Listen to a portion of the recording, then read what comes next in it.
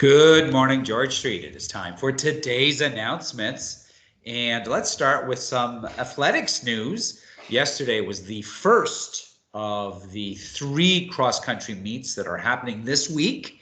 And yesterday was our grade 8s, and we had a total of 6 athletes that participated, and 3 boys, 3 girls in the categories. So basically, in the boys, Caden Wolverton came in 3rd, Zach Warren came in 9th, and Alex Foreman came in 11th. So congratulations to the students for participating, and it's not easy, but you did a good job.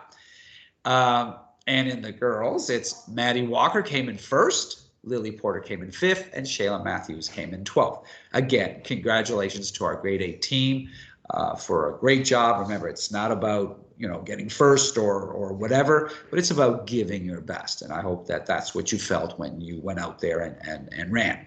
Now, the grade 6 have their meet today at Bliss Carman Middle School. So have fun. It's supposed to be nice weather, so nice weather for a run. The grade 7s, you have a practice today, and Thursday will be your meet at Killarney Lake. Now, the school athletic calendar is on our school website. And I've said this, especially those of you that have been here at George Street Middle School in the past. I've said every year, Mr. Graham does a great job at keeping that website up to date. That's where your parents could find some information about any of the practices, if there's a time change, location change, all of that.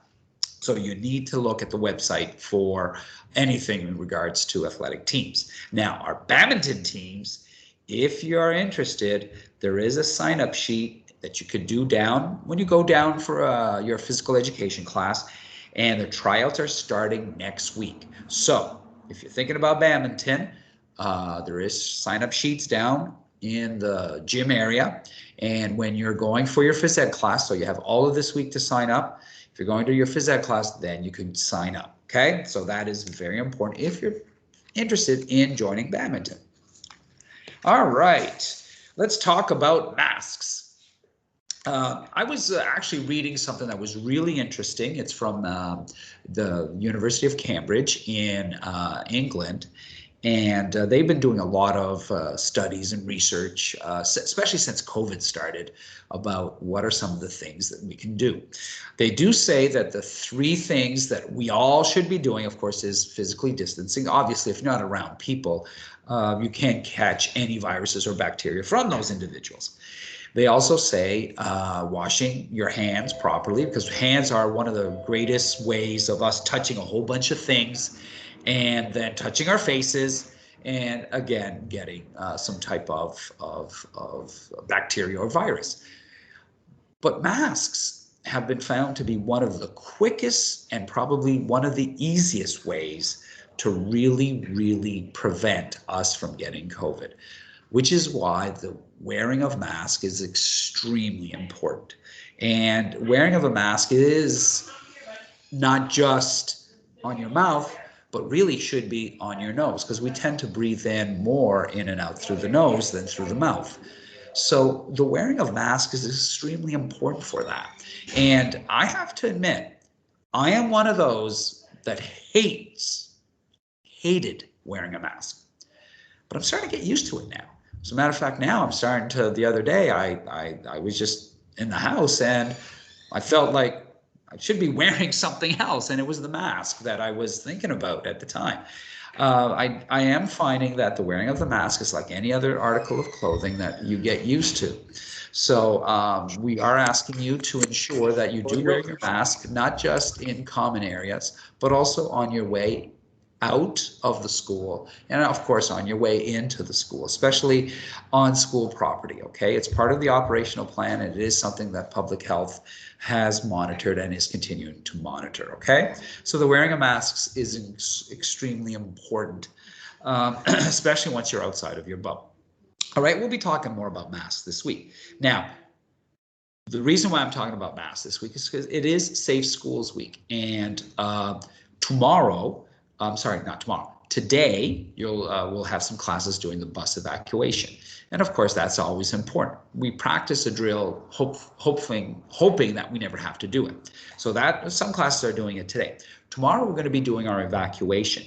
And our evacuation is important because in my 15 years here at George Street, knock on wood, we've never had to actually do one, but we've come close to actually having to do full-scale evacuations on at least 2 occasions that I could remember.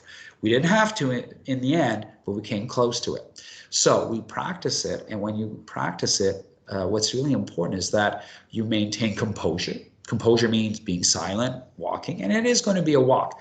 We are not going to enter St. Paul's United. We're just going to. Your teachers will tell you, okay, this is where we would normally enter if we were under a full-scale evacuation where we have to leave the building, we can't be around the building, and we have to basically be off-site.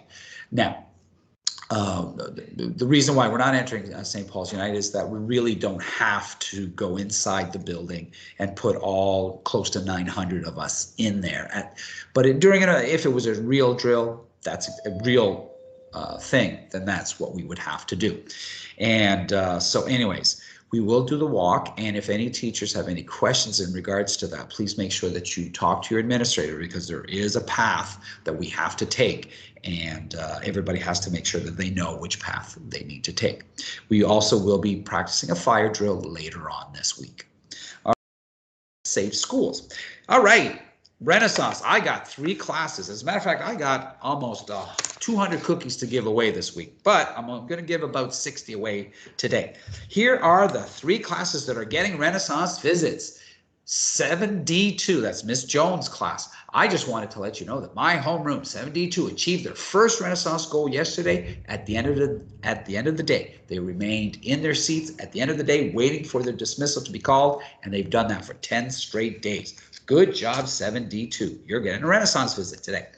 7D1 have been working on speaking in French and volume in the mornings.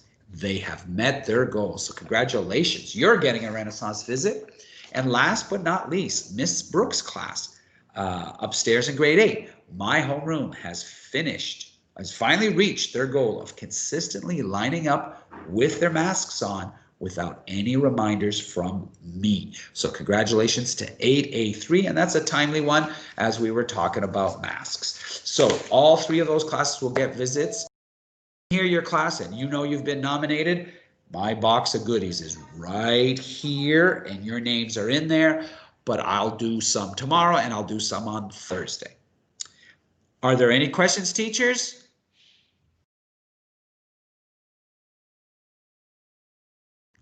If not, would you please rise for the playing of O Canada?